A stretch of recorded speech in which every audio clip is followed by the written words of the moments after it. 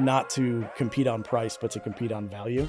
Right. And understanding that, if you've never taken on a commercial or residential design and construction project, it may be the only one you ever do.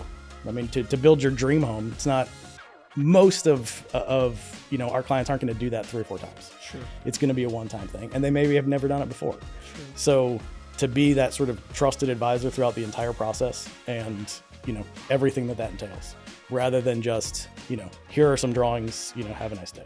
Right. Beyond the Blueprint, welcome back. I'm your host, Branson Bowen, and today we have the opportunity to sit down with Nathan Aleskovsky with Aleskovsky Architecture and Interiors. Got it. Nathan, thanks for joining me, man. My pleasure. Thank you for having me. So we'll go ahead and just jump right into it. Let's tell everybody just a little bit about you, who you are, what you do, kind of what you guys focus on, whether it's the industry or type of clients. We can kind of go back to your just life story and kind of figure out who is Nathan. Sure. and why did you start the firm? And, you guys are here local in Orlando, but you work with a wide net of individuals and clients across the country. And so we want to dive into that, and then we'll get into a little bit of business after, maybe on episode 2. So let's start off with, you guys and who Nathan is. Sure. Oh, appreciate it. I grew up in West Palm Beach area, Palm Beach Gardens.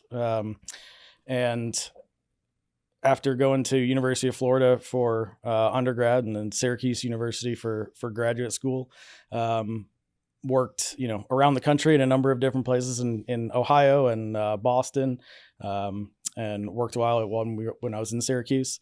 Finally made it back down to Florida, and you just got too cold up there, right? Yeah, no, it's being a Florida boy. It was nice to return, and my wife and I had just had our son, so it made sense to get back to closer to family. Sure. So, but yeah, we got back in. My wife found a great job here in Orlando in 2016, so that brought us back from Ohio to here.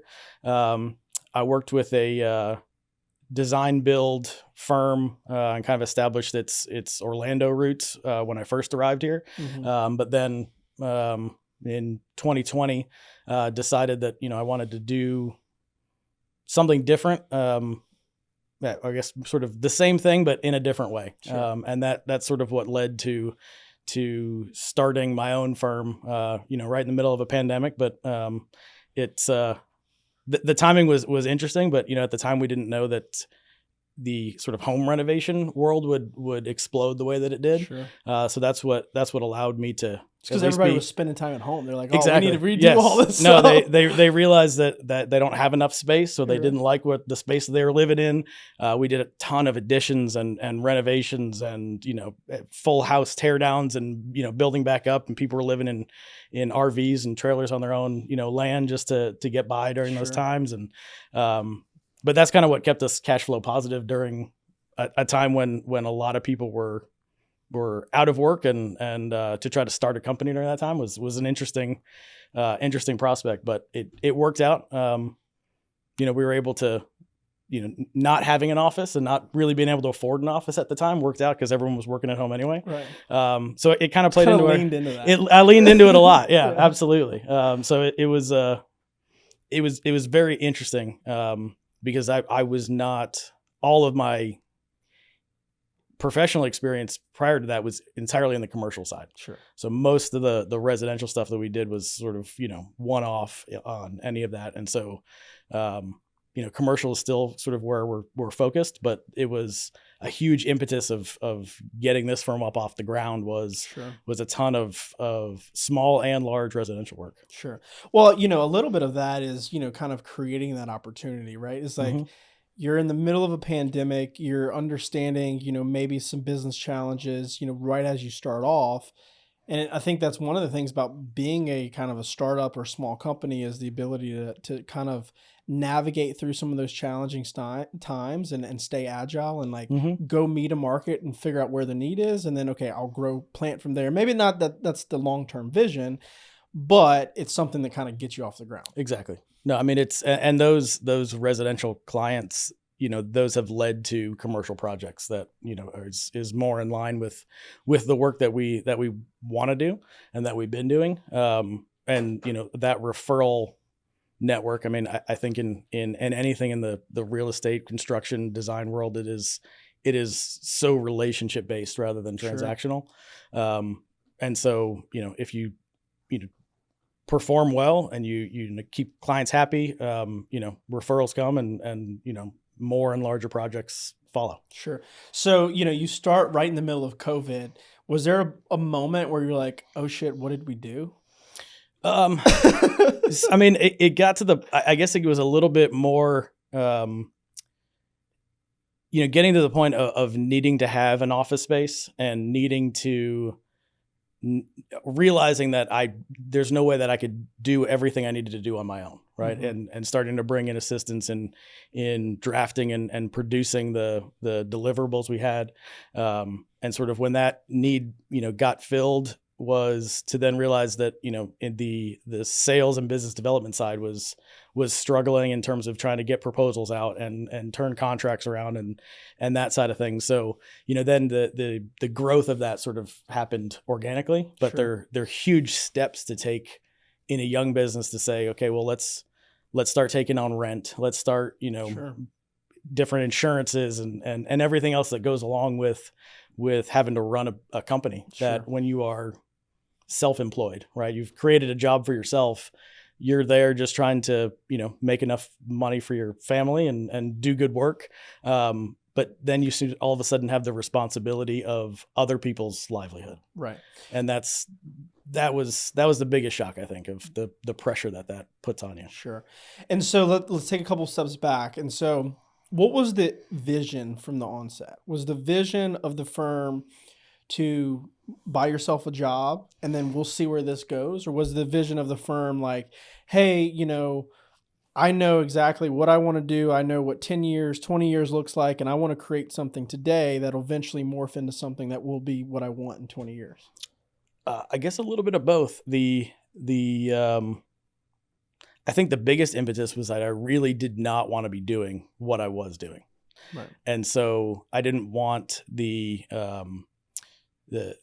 type of leadership, the team around me, and really just the client experience of the place that I previously worked was not. It got to the point where I was said, you know what, I would do anything other than continuing to do this. So can you let's pause there. Yeah. So let's let's get a little nitty gritty. Sure. So what were some of those things that you were like, this is not me. This is not what I want to be a part of? I think it was a lot of sort of, not sort of truly representing what you're selling to a client, and the way that you're operating the business was a lot of smoke and mirrors, a lot of doing things that were in the company's best interest rather than the client's best interest. Sure. And without as an employee, as a part of that, but still serve as the licensed architect, right? I was in a weird position of liability and lack of control. Sure. That was never comfortable. Right. And so, it became something that did not make sense to continue to do. And did you voice your concerns with the company at that time? Yeah. I mean, we had multiple conversations, over the years, just about how things were being run. And I think that it was, the writing was on the wall. Sure. There's sort of a quasi contract that I was in about sort of when I would either continue to stay on or not. Sure. And that just happened to end right, in April of 2020, which, was fortunate in the sense that was sort of my breaking point anyway. Sure. And so it was sort of when that naturally ended, there was really no way to continue on in a collaborative relationship with them. Right. And so, I guess the architectural firm was born out of wanting to do the work of being an architect in a way that I found respectable and, was providing the clients, what they really needed. Sure. But at the same time, it was, in the middle of the pandemic, it's sort of, well, what could I do? Right. I wasn't going to go get a different type of job. No one was really hiring in April of 2020. Right. And so it's like, well, this is what I know how to do. Let me start doing that. Right.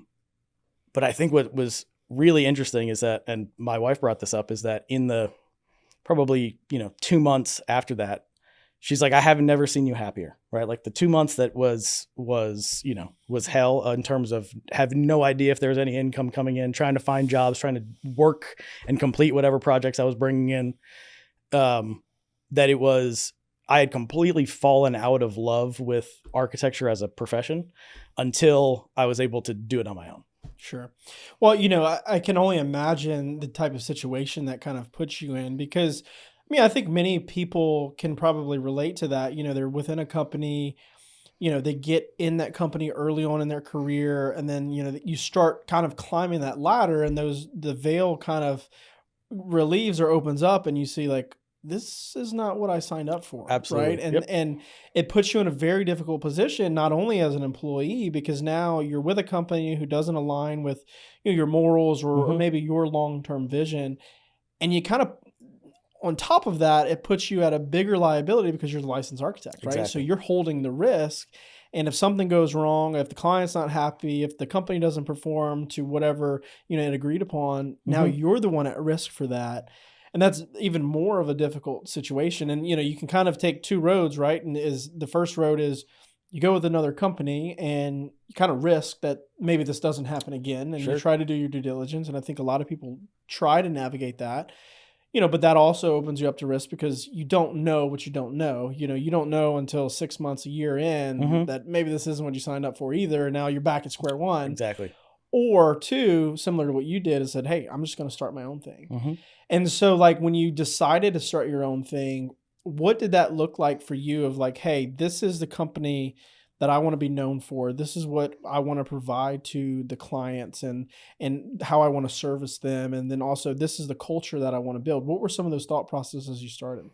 I think it's an excellent question, because I think it kind of goes to the heart of why, and the kind of the work that we continue to do, which is there's been sort of a shift that I've noticed, at least in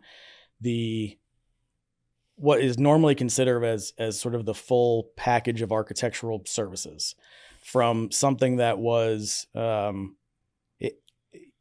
the sort of respected professional that was hired to oversee an entire design and construction process, to something that is far more commodified.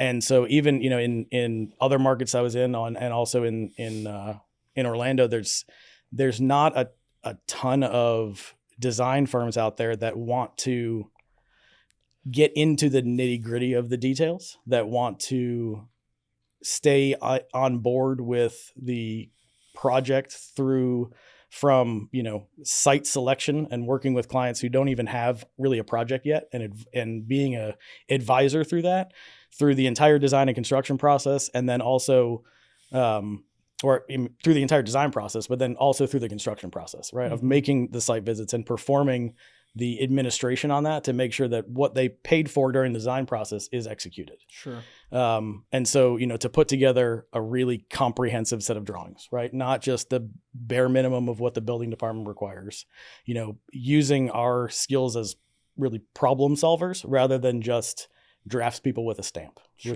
which is a lot of, the pushback that I would get, pricing wise, or, the time it would take to complete a project was always compared against, well, I found someone that would do this for X number of dollars a square foot. That was just, how do you even feed yourself off of, how many do you have to do to actually make that? Sure. And so, not to compete on price, but to compete on value. Right. And understanding that, if you've never taken on a commercial or residential design and construction project, it may be the only one you ever do. I mean, to build your dream home, it's not, most of our clients aren't going to do that 3 or 4 times. Sure. It's going to be a one-time thing, and they maybe have never done it before. Sure. So to be that sort of trusted advisor throughout the entire process, and, everything that entails, rather than just, here are some drawings, have a nice day. Right. Today's episode is brought to you by Bryce Knuth of Insurance Office of America. As a contractor or real estate owner in Florida, you've likely experienced the impact of rising insurance premiums year after year. With the challenging insurance marketplace, having a specialist who focuses on your industry is critical now more than ever before.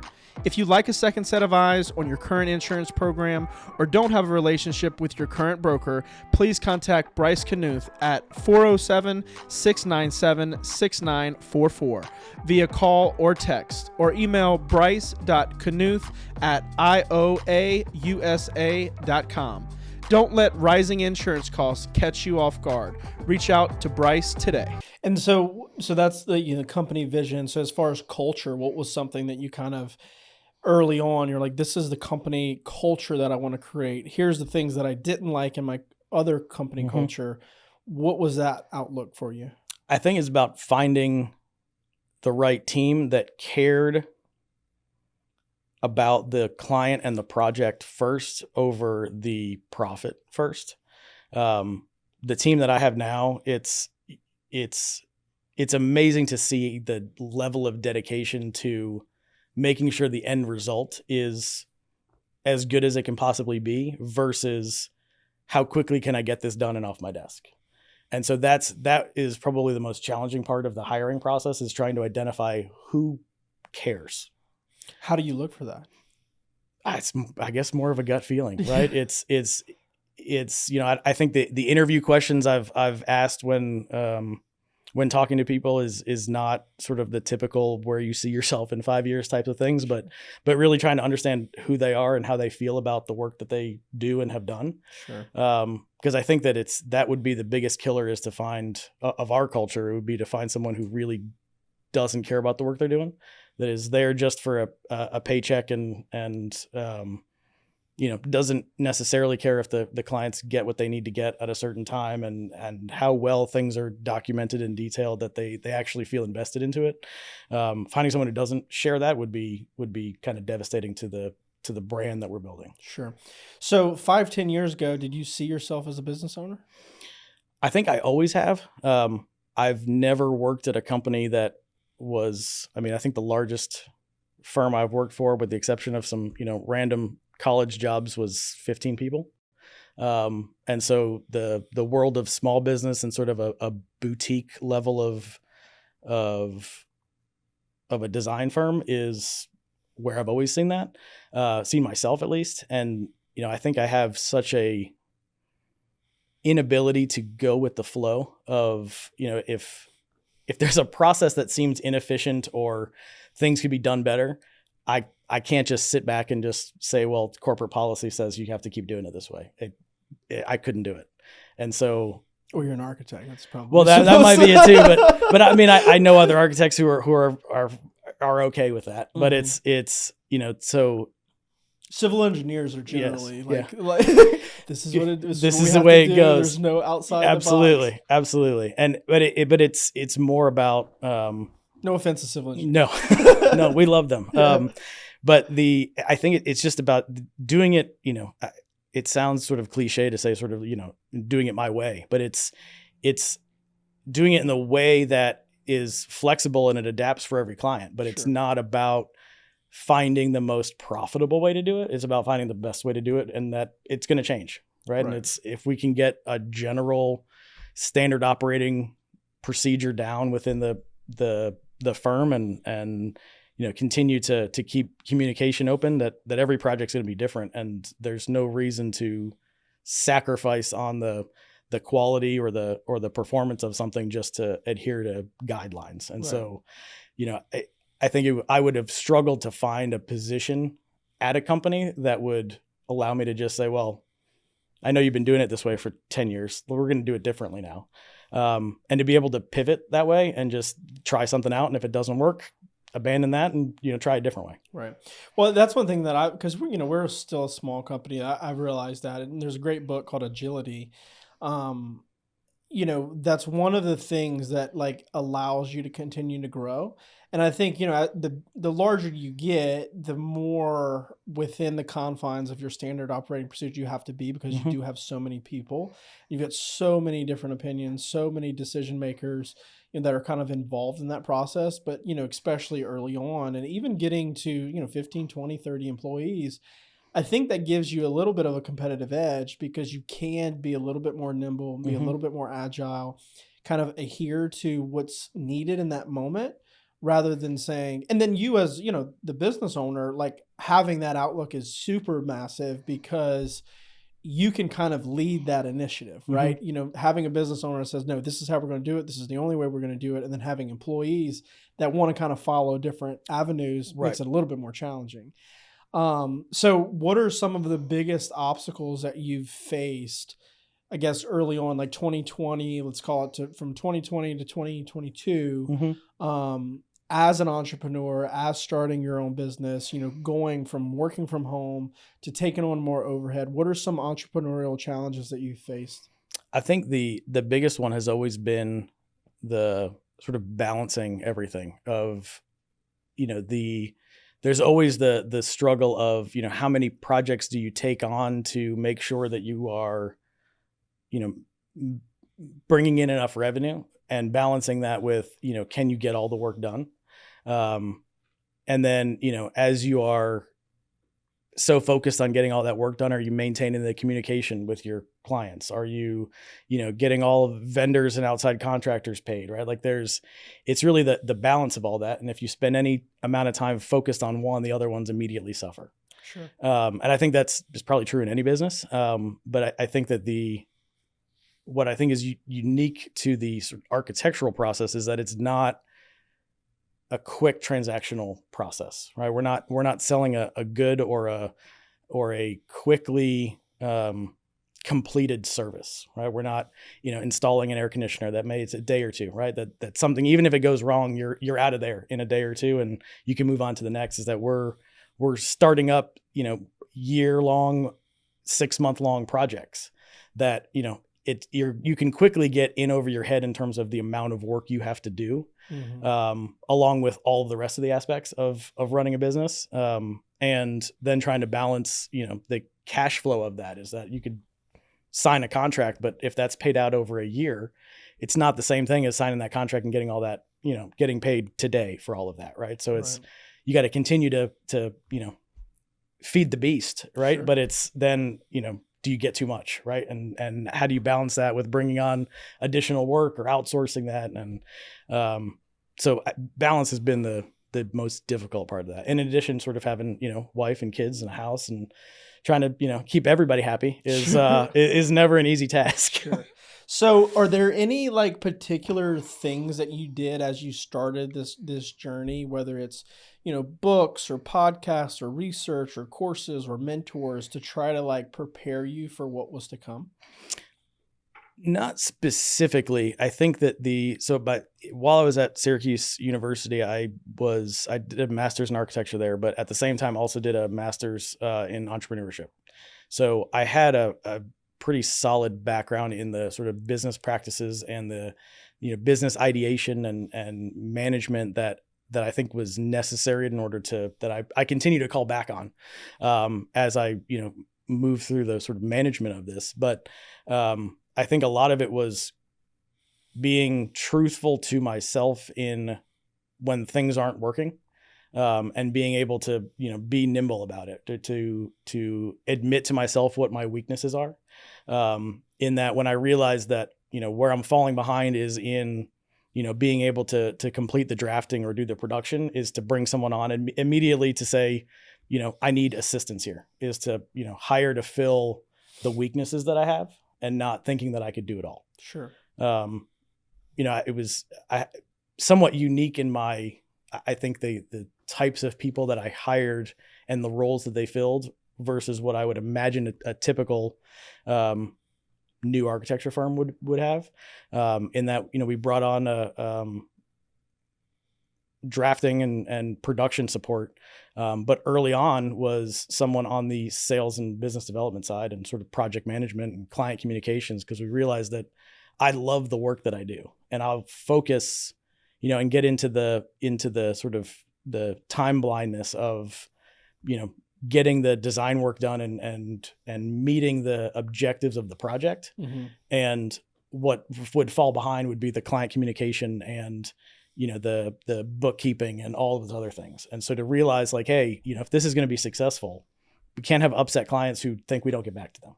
Right. And to realize quickly, like, that's not me, right? Like I'm never going to be the Uber communicator that's going to immediately respond to emails and be up at, 1 a.m. responding to texts from clients and stuff. But I can find someone who is, sure, and I can make sure that the clients know that that's their point of contact and they feel taken care of. Sure. And, if you look at it as a whole business, moving forward, it's not just about me, right? The entity is its own thing.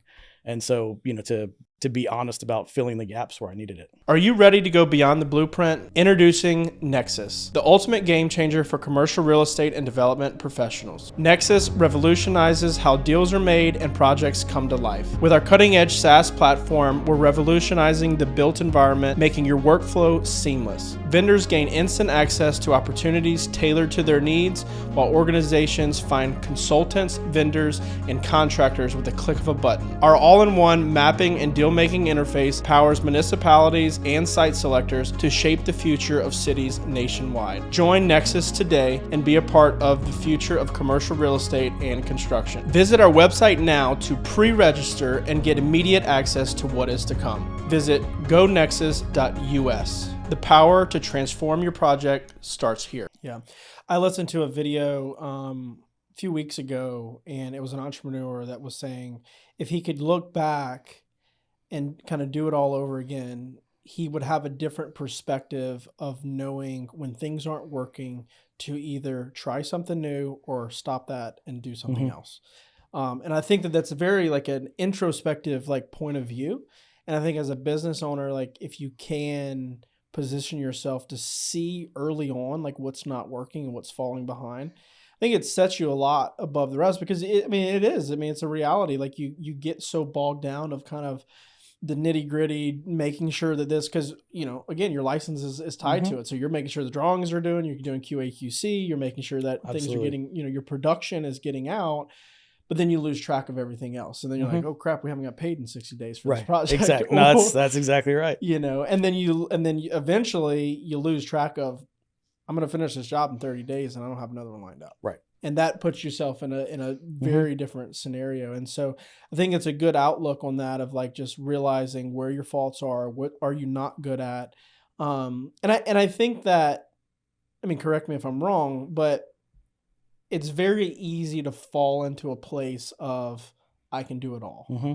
And especially early on, because the reality is you're trying to keep overhead low. Right. So you're like, I could be HR, I could be business development, I could do QA, QC, I can draft, I could do everything because I really want to just keep my overhead low. So I want to, because I'm maybe not in a place to take on more people and pay a salary and all that stuff, which can be kind of hard. Yeah. And it's always a risk. We brought on our first additional licensed architect at the beginning of this year. And, that's an expense that's, it's comparative to, rent and other, non-licensed employees, right? It's a huge chunk to have to make, and come up with payroll every week, right? Or every other week. So, I think everything's a risk and it's a scary thing to do. But I think it's realizing that, when you take those risks and you can judge what it is you also have to do to mitigate whatever the sort of negative consequences of that are, is kind of going into it with, with both eyes open of saying, well, we're going to bring someone else on and we need that in order to kind of meet our current workload. But that also means we need to, double our current workload, right? And so what does that mean? Are we going to put ourselves back in the exact same position we are, where we're not anymore profitable percentage wise? Like there might be more revenue, but we might not be making as much money because we have a lot more overhead and we need more space to do that. And we need all of those other things, but we're also now having to spend twice as much time finding more work. Sure. And the acquisition cost goes up and all those other things. So, sure. It's always a challenge. But I think that's being calculated with the risks. And you're right. It's not trying to do everything. And at least focusing on the things you're good at. Right. To, if someone can do something that's far more efficient and accurate than I can do it, it would be silly to waste my time trying to do that. Sure. And so I need to figure out a way to be able to pay for that. Sure. And we'll get into all that stuff on episode 2, but I want to leave, we'll end up episode 1. But as, a young business, what would you say to someone who is interested in starting their own business? Maybe they're at a firm, maybe they're coming out of school, and they're interested in doing their own thing. I had Dan Farmer on here, and he said, when you're in architectural school, he said every architect in there wants to be a business owner. Mm-hmm. The statistics of that actually happening is very low. And then actually, them also being successful is even lower, right? And so what would you say to someone who is kind of thinking about that and maybe is in a position of whether or not they should make that decision? And then what advice would you give them as they navigate through that journey? I think depending on where they're at, I think if they're still in school, I think taking any kind of, business related courses that you can, or, whether that's in the school and you want to, pay for it as part of a degree, or, any of the, MIT and Stanford have all those, free courses. But I think having an understanding of the business processes and practices and the, general accounting and management and all of that, I think is incredibly helpful to not have to be completely guessing on. Obviously all of the stuff you learn in a classroom setting is not always applicable, but you realize quickly how to make that make sense in the real world. And so I think to be able to fall back on the formal education I had in that has always been helpful. I think that if they're working now and they're looking to go out and do their own thing, I think the network that they have is more important than probably anything else. Sure. Most of the projects that came in when I first started 9 out of 10 were from referrals of people who I've, worked with previously or were personal contacts, that when they knew that I was out on my own, what I was doing, who I was and what I stood for, that they were happy to refer projects to me. Sure. I didn't have the capital to start advertising and doing all of that stuff. So for people to know who I was and reach out to me was never going to happen. Sure. So I think that's, to line that up and to let people know what you're planning on doing. It doesn't need to be a secret. I think a lot of architects, I think, would be encouraging. Everyone's job is a little different. Everyone's manager is different, but I don't think that there's if you have a manager or a mentor that you respect, to let them know what you're planning on doing. If you're at a big enough firm, you're not really competition to them when you first start out. Sure. You're not going to get a museum as a commission as your first job as a brand new architect. And so, the asking for the assistance and the guidance, there's a lot of projects that come in that don't meet an architect's or a firm's sort of what they're going after, and they turn those jobs down. And so, to let them know, like, hey, I'm going on my own. So if, someone wants a addition on the back of their house and that's not what we do, I'd do it. Right. And then to do that, I think is, almost creating like a moonlighting scenario. Yeah. But sort of a legal moonlighting thing, right? Like a lot of firms frown on it, but I think that if you are clear about your intentions to that, if you're not looking to work your way up the corporate ladder, there's really no risk of saying, you're not going to be passed over for the promotion if you don't really want the promotion anyway and you want to go out on your own. Sure. So, it's a risk either way, but I think that as many people as you can let know that you're doing that is going to be helpful. Sure. I think the network portion is huge. This industry is so relational based. And the reality is people have to know who you are. People have to know, not only know who you are, but also what you're about. Right. Because I think that's a big thing, especially as clients or referrals are trying to, even me personally, I don't want to refer something to someone or someone to someone else if I don't really know who they are, what they're about, what are their morals, what are their values, what's the mission for their company. because I think that plays a huge role. I mean, people can know who you are, but you might be just a crappy person. And Right. like and then your name's tied to that. Right. And like, you know, so you don't want to get in that position. No, you're absolutely right. I think it's the ability to pull on that network early on is absolutely critical. Sure. All right. So we'll wrap up episode 1, go to 2. Beyond the Blueprint, this has been episode 1 with Nathan Aleskovsky. Great insight. Stay tuned for episode 2. See you soon.